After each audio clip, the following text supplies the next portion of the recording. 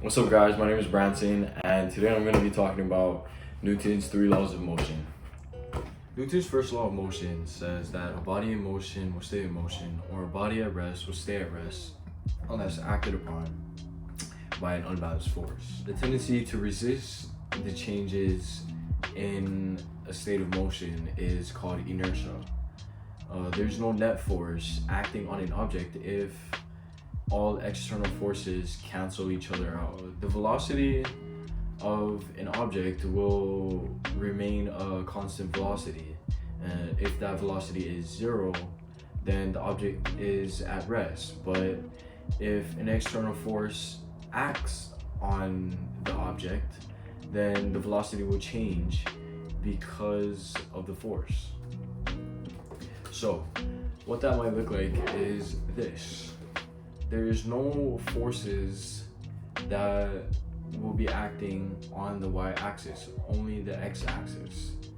And so if there's no force that is being applied to the vertical, then the objects such as the tennis ball will remain at rest because there's no forces being applied to it.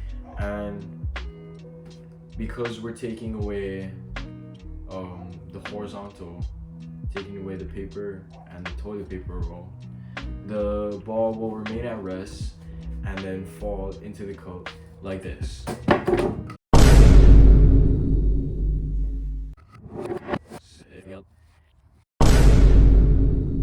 Hold up. Now, what is Newton's second law of motion?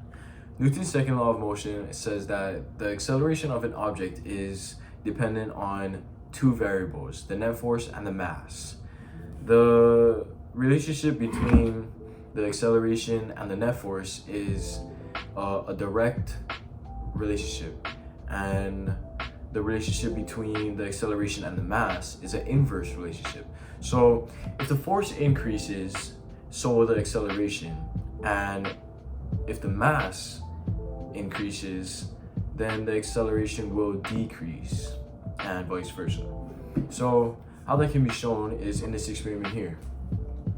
Here I'm gonna blow on the foam ball that is light, and then I'm gonna blow on the tennis ball that is heavier than the foam ball.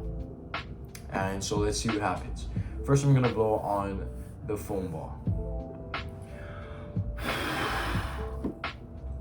Okay. Now let's blow on the tennis ball.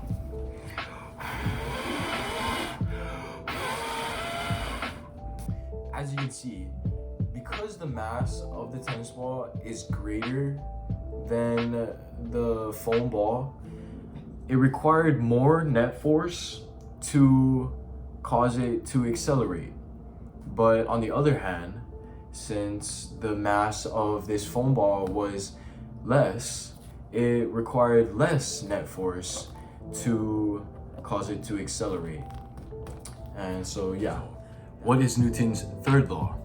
Newton's third law says that every action force has an equal and opposite reaction force. So if we had object A and we had object B, and we applied a force to object A so that it accelerates in the direction of object B, and object A hits object B, not only will there be a force going into object B, but object B will also apply an equal and opposite force back to object A. So what that looks like is this example here. Here we have a car, right? And this toy car could roll on forever if we disregarded friction and air resistance and stuff like that. And it would be staying in motion because there's no unbalanced force being acted upon it. But if we have another object such as this glass jar here, and this glass jar is fairly heavy, it has a good amount of mass. If we were to add the same force and cause the car to accelerate in the direction of the glass jar, when the car hits the glass jar will also apply a force back through the object that hit it, which is the car. And so this is what it looks like. See how the car just stops? It doesn't stay in motion. That's because when it came in contact with the glass jar applied the equal and opposite force that was applied to itself. And so that's what Newton's third law of motion is and what it looks like. Thank you guys for watching, and I hope you guys enjoyed this explanation of Newton's 3 laws of motion.